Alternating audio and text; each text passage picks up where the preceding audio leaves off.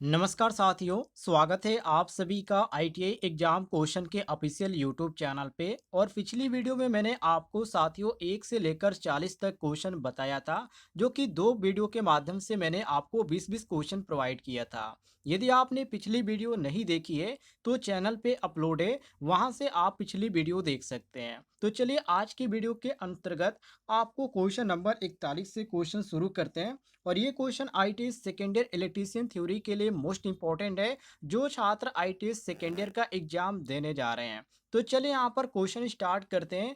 Question number 41 से पहला question आपके सामने, जिसमें पूछा जा रहा है क्वेश्चन नंबर 41 में कि डीसी जनरेटर की रेटिंग की जाती है। साथियों, डीसी जनरेटर की जो रेटिंग होती है वो किलोवाट में होती है। किस में होती है? किलोवाट में होती है। और ऑप्शन में आपको कौन सा ऑप्शन देखने को मिलता है? तो ऑप्शन नंबर बी देखने को मिल रहा है। तो बी ऑप्शन साथियों आपका करेक्ट आंसर हो जाएगा। क्वेश्चन नंबर यहाँ पर 42 को देखिए, जिसमें पूछा जा रहा है कि आर्मेचर का भाग है, जैसे कि शाफ्ट दिया गया, कम्यूटेटर दिया गया, बेरिंग दिया गया। तो आर्मेचर के यदि भाग की बात करें तो आर्मेचर कोर भी हो जाता है, आर्मेचर वाइंडिंग भी हो जाती है, कम्यूटेटर भी हो जाता है, ब्रश भी हो जाता है, शाफ्ट भी हो जाता है। तो बहुत सारे इसके पार्ट होते हैं और उन्हीं पार्टों को यहाँ पर कुछ ऑप्शनों में यहाँ पर आपको दिया गया है। और यहाँ पर कहा जा रहा है कि कौन सा ऑप्शन सही है। तो यहाँ पर जो हमारे ऑप्शन में देखने को मिल रहे हैं, वो ऑप्शन में साथियों यहाँ पर शाफ्ट भी देखने को मिल रहा है, कम्यूटेटर भी देखने को मिल जाता है, बेरिंग भी देखने को मिल रहा है, जो कि तीनों ऑप्शन सही है। इसलिए यहाँ पर हम मारेंगे ऑप्शन नंबर डी। ये सभी ऑप्शन क्या है? बिल्कुल सही है। डी ऑप्शन साथियों आपका सही हो जाता है। आगे बढ़ते हैं, अगले क्वेश्चन को देखिए, क्वेश्चन नंबर 43 को, जिसमें साथियों पूछा जा रहा है कि आर्मेचर में वाइंडिंग के लिए बनाए गए खांचे कहलाते हैं।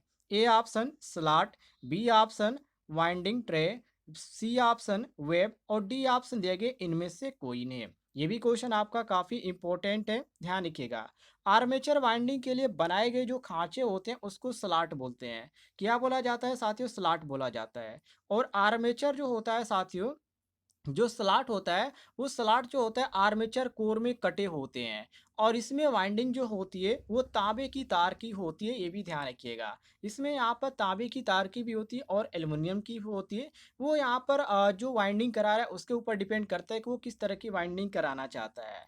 और यहाँ पर साथियों आपकी बात करें कि इसकी यहाँ पर डिजाइन होती है वो किस प्रकार की जाती है, तो स्लॉट की जो डिजाइन होती है एक महत्वपूर्ण होती है और सबसे बढ़िया जो भूमिका होती है साथियों इसकी डिजाइन पर ही निर्भर करता है। क्योंकि जो यहाँ पर चुंबकीय फ्लक्स होते हैं, ये फ्लक्स के पथ और जो विद्युत धारा होते हैं इसके प्रवाह को ही प्रभावित करते हैं, जिससे जनित के जो कार्य क्षमता है, जो इसका कार्य करने का जो यहाँ पर क्षमता है उस पर असर पड़ता है। तो यहाँ पर जो होती है इसकी वाइंडिंग जो होती है ये काफ़ी इंपॉर्टेंट होती है और काफ़ी महत्वपूर्ण होती है। इसकी भूमिका इसमें होती है आर्मेचर में। अब यहाँ पर क्वेश्चन में ये पूछा जा रहा है कि आर्मेचर में वाइंडिंग के लिए बनाए गए खांचे कहलाते हैं, तो इसको स्लॉट बोला जाता है, जो कि मैंने आपको पहले ही बताया।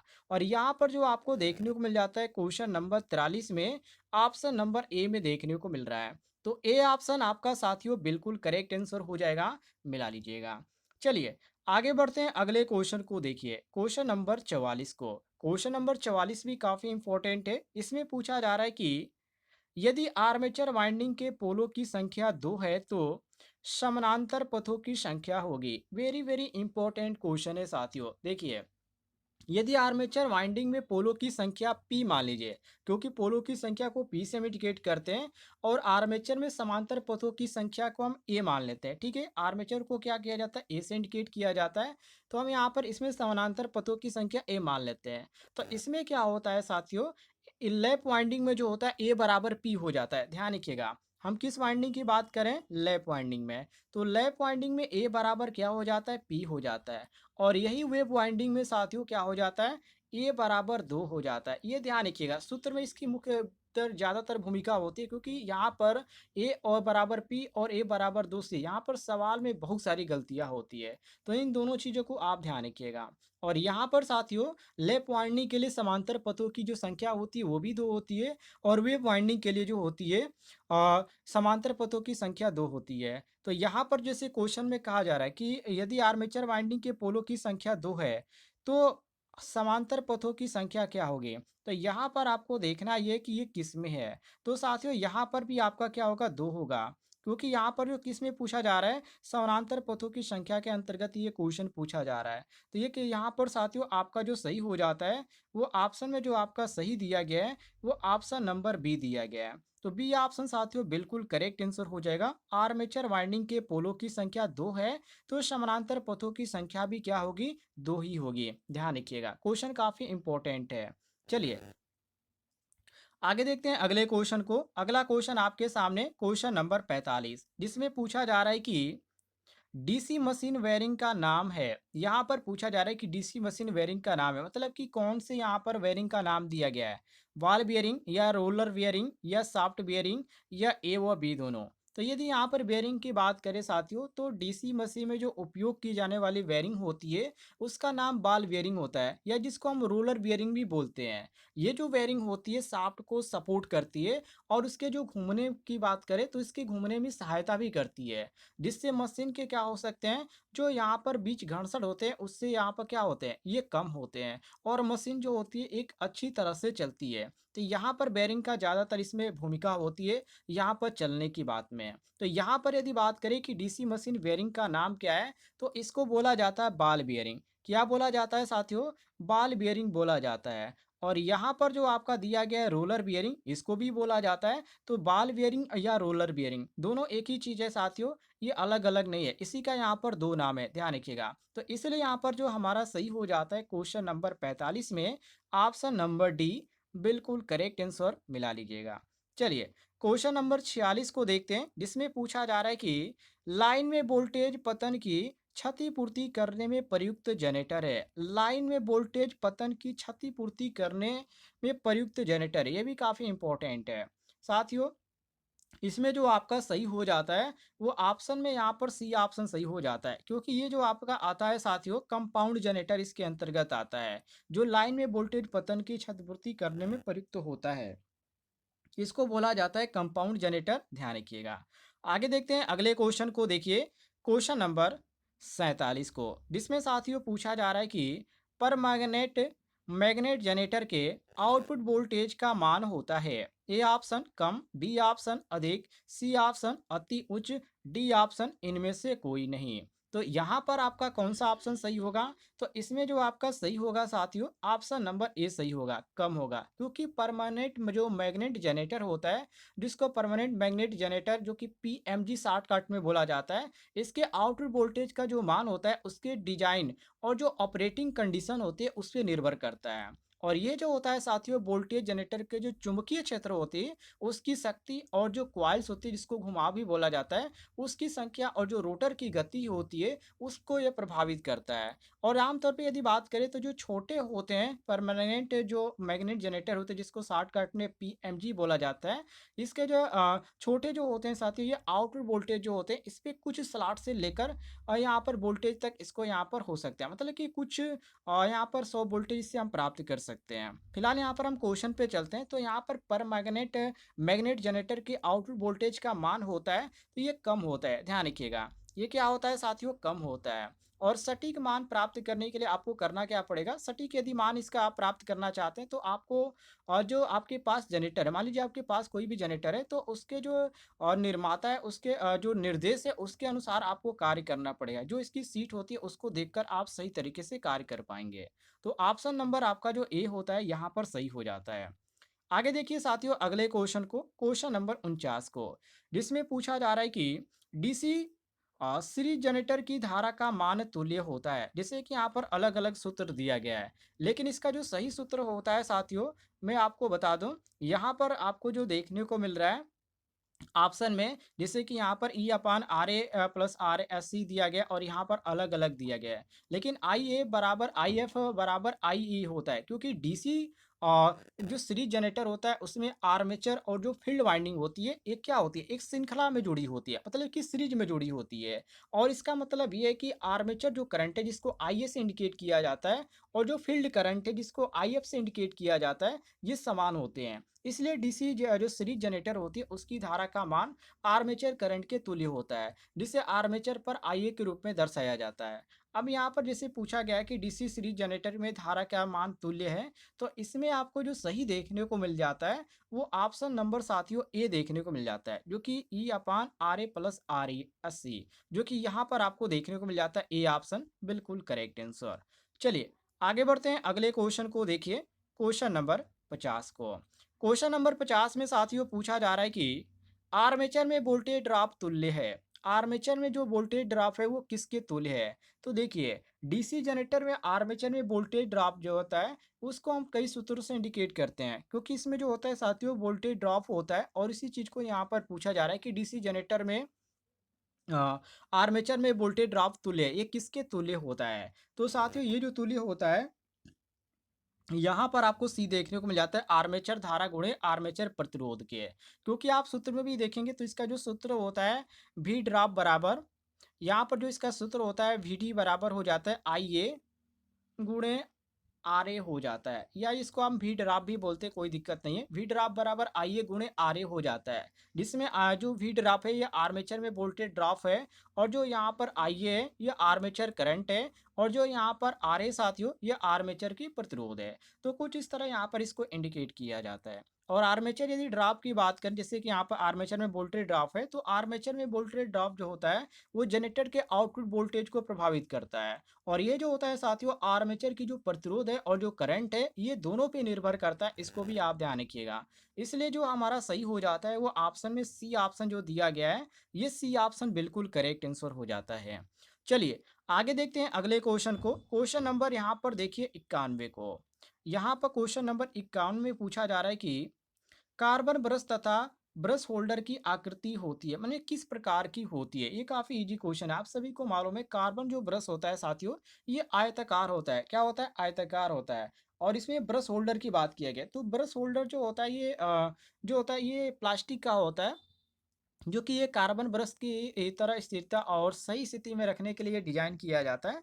और इसका जो आकार होता है साथियों यदि आकार की बात करें तो ये भी कुछ इसी तरह का डिजाइन किया होता है, कोई अलग तरह का नहीं होता है। तो कार्बन ब्रश और यहाँ पर ब्रश होल्डर की बात किया गया है। तो इसकी आकृति की यदि बात करें तो इसकी जो आकृति होती है वो आयताकार ही होती है, क्योंकि दोनों का जो यहाँ पर आपको आकृति देखने को मिलेगी सेम ही देखने को मिलती है, थोड़ा बहुत आपको अंतर देखने को मिलता है। ये आपका हो गया साथियों क्वेश्चन नंबर 51, तो ऑप्शन नंबर बी। आगे बढ़ते हैं अगले क्वेश्चन को देखिए, क्वेश्चन नंबर 53 को, जिसमें पूछा जा रहा है कि बैटरी चार्जिंग में प्रयुक्त जनरेटर है, मतलब कि बैटरी चार्जिंग में कौन सा जनरेटर आप प्रयोग करते हैं। क्वेश्चन काफी इंपॉर्टेंट है और काफी इजी भी है। आप सभी को मालूम होना चाहिए कि जो बैटरी चार्जिंग की बात किया जा रहा है तो बैटरी चार्जिंग में जो जनरेटर होता है वो ज़्यादातर हम डीसी ही प्रयोग करते हैं, मतलब डीसी जनरेटर होता है, ये तो कंफर्म हो गया। अब इसमें आप देखेंगे तो इसमें डीसी में कई ऑप्शन दिए गए हैं, जैसे कि शंट जनरेटर हो गया, श्रेणी जनरेटर हो गया, कंपाउंड जनरेटर हो गया। अब इसमें कौन सा सही ऑप्शन होगा? तो इसमें जो आपका सही होगा ऑप्शन नंबर ए सही होगा, ध्यान रखिएगा। ये आपका ए ऑप्शन सही होगा, शंट जनरेटर, ये हम करेक्ट आंसर मारेंगे। आगे बढ़ते हैं अगले क्वेश्चन को देखिए। अगला क्वेश्चन आपके सामने क्वेश्चन नंबर 55, जिसमें पूछा जा रहा है कि आर्मेचर बना होता है, मतलब कि आर्मेचर जो होता है वो किस चीज का बना होता है। क्वेश्चन काफी इजी है, आप सभी को मालूम होना चाहिए कि जो आर्मेचर होता है वो लोहे या स्टील का ही बना होता है। और ये जो होता है साथियों विद्युत जो मोटरें होती है और जो ट्रांसफार्मर होता है और जो जनरेटर होता है उसमें ज़्यादातर इसका प्रयोग किया जाता है। और यहाँ पर आर्मेचर यदि बात करें तो ये सिलिकॉन स्टील और क्रोमियम और एल्युमिनियम और यहाँ पर कॉपर दिया गया है, लेकिन इसमें जो आपका सही ऑप्शन दिया गया वो ऑप्शन नंबर ए दिया गया है, सिलिकॉन स्टील, ध्यान रखिएगा। ये सिलिकॉन स्टील आपका बिल्कुल करेक्ट आंसर हो जाएगा।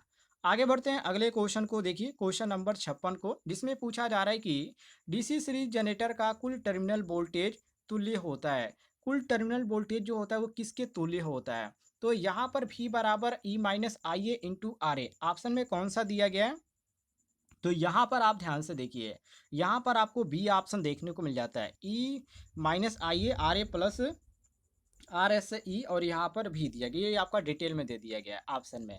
तो ये आपका सही हो जाता है ऑप्शन नंबर बी। वैसे मैं आपको बता दूं यहाँ पर भी टर्मिनल है, और ई जो है यहाँ पर, ई जो साथियों यहाँ पर जनरेटर की जो ईएमएफ है जिसको इलेक्ट्रोमोटिव फोर्स बोला जाता है ये है, और आई जो है जनरेटर में बहने वाली धारा है, और आर ए जो है आर्मेचर रजिस्टेंस है, ध्यान रखिएगा। ये आपका बी ऑप्शन बिल्कुल करेक्ट आंसर हो जाएगा। अगले क्वेश्चन की ओर बढ़ते हैं, क्वेश्चन नंबर देखिए 57 को, जिसमें पूछा जा रहा है कि कंपाउंड जनरेटर में उत्पन्न विद्युत वाहक बल का मान तुल्य होता है। ये भी क्वेश्चन इसी टाइप का क्वेश्चन है, क्वेश्चन नंबर 56 के तरह ही। तो इसका जो मान होता है साथियों, ई बराबर भी plus I A into R A plus R F होता है। जो कि यहाँ पर जो आपको सही ऑप्शन में देखने को मिल रहा है, वो क्वेश्चन में वो ऑप्शन नंबर साथियों ए देखने को मिल रहा है। जो कि यहाँ पर जो है इसको पक्षांतर कर दिया गया है, ये आपका ए ऑप्शन सही हो जाएगा। जिसमें साथियों यहाँ पर जो है V plus I A into R A plus I S C into R ऐसी दिया गया, जो कि पक्षांतर करके दिया गया है। लेकिन यहाँ पर जो आप सही देखेंगे तो ई बराबर भी plus I A into R A, ये क्वेश्चन में R A plus R F हो जाता है। तो यहाँ पर जो हमारा सही हो जाएगा साथियों, वो ऑप्शन में जो सही दिया गया ऑप्शन नंबर ए दिया गया है। अगले क्वेश्चन को देखिए, क्वेश्चन नंबर 58 को, जिसमें पूछा जा रहा है कि डीसी आर्मेचर की ताम्र हानि तुल्य है। मतलब कि डीसी आर्मेचर की जो ताम्र हानि है वो किसके तुल्य है? आई ए आई स्क्वायर ए इंटू आर ए के, या आई ए इंटू आर स्क्वायर ए के, या अलग अलग यहाँ पर ऑप्शन दिया गया है। कल मैंने शायद इसके बारे में आपको जानकारी दिया था, क्योंकि इसमें जो आपका सही हो जाएगा साथियों, वो ऑप्शन नंबर यहाँ पर जो देखने को मिलता है ए। कल की डेट में मैंने इसके बारे में आपको जानकारी दिया था, जिसमें साथियों आई ए जो है आर्मेचर धारा है, और आर ए जो है आर्मेचर रेजिस्टेंस है। ध्यान रखिएगा, ये ताम्र हानि का सूत्र भी होता है। डीसी आर्मेचर की ताम्र हानि का सूत्र होता है, ध्यान रखिएगा। और यहाँ पर यदि ताम्र हानि की बात करें तो आर्मेचर की जो रेजिस्टेंस है उसके कारण ही जो धारा होती है, धारा में प्रवाह उत्पन्न होती है। और गर्मी के कारण जो होती है, ये जो होती है साथ ही इसमें हीट होता है, और हीट के कारण इसमें हानि होती है। और इसी को हम बोलते हैं साथियों ताम्र हानि। ये आपका ए ऑप्शन करेक्ट आंसर हो जाएगा। आगे बढ़ते हैं, अगले क्वेश्चन को देखिए, क्वेश्चन नंबर 59 को, जिसमें पूछा जा रहा है कि डीसी जनरेटर में यांत्रिक हानियां होने का कारण है। वही क्वेश्चन में थोड़ा सा घुमा के पूछा गया है। तो डीसी जनरेटर में साथियों जो हानियां होती है वो कई कारणों से होती है। और कारण की बात करें तो वाइब्रेशन के कारण भी होती है, या आप ज़्यादा गति पर आप इसको चलाते हैं तो गति के कारण भी होती है। और यहाँ पर यदि बात करें तो यहाँ पर और भी इसके बहुत सारे रीजन होते हैं। फिलहाल यहाँ पर ऑप्शन पे चलते हैं। तो बेरिंग की खराब दिया गया, कम्यूटेटर पर रगड़ दिया गया, ए और बी दोनों दिया गया, और यहाँ पर दिया गया वाइंडिंग में प्रयुक्त तार। लेकिन इसमें जो हमारा सही हो जाता है वो ऑप्शन में साथियों दिया गया है, वो ऑप्शन नंबर ए दिया गया है, बेरिंग की खराबी। ये सबसे बड़ा यहाँ पर रीजन दिया गया है। कई कारण हो सकते हैं, फिलहाल यहाँ पर जो ऑप्शन दिया गया हम यहाँ पर ऑप्शन को ही देखेंगे, तो ए ऑप्शन हमारा सही हो जाएगा। आगे देखिए अगले क्वेश्चन को, क्वेश्चन नंबर 60 को, जिसमें पूछा जा रहा है कि डीसी जनरेटर में इलेक्ट्रिकल दक्षता तुल्य होती है। जो इफिशियंसी होती है साथियों, उसकी यहाँ पर बात किया जा रहा है, जिसको इंग्लिश में इफिशियंसी बोला जाता है, हिंदी में उसको दक्षता बोला जाता है, उसकी बात किया जा रहा है। तो डीसी जनरेटर में इलेक्ट्रिकल दक्षता को उसके आउटपुट जो पावर होती है और जो इनपुट पावर होती है उसके अनुपात के रूप में मापा जाता है। तो दक्षता जो इसकी होती है वो 70% से 90% तक ही होती है। और जो कि जनरेटर की डिजाइन के ऊपर भी ये निर्भर करता है, जो उसकी गुणवत्ता पर भी निर्भर करता है। लेकिन यदि उच्च दक्षता वाले डीसी जनरेटर की बात करें तो उसमें जो देखने को मिलता है 70% से 90% तक ही देखने को मिलता है। बाकी यहाँ पर सूत्र जो यहाँ पर दिया गया है साथियों, तो इसमें जो आपका सही सूत्र होता है वो ऑप्शन नंबर डी होता है। जो कि आप ध्यान रखिएगा, इस पर सवाल भी दिया जाएगा, जो कि अगले वीडियो में मैं आपको लेकर आऊँगा। यदि आपको जानकारी पसंद आई होगी तो इस वीडियो पर एक लाइक ज़रूर कीजिएगा, और चैनल पे नए होंगे तो चैनल को भी सब्सक्राइब कर लीजिएगा।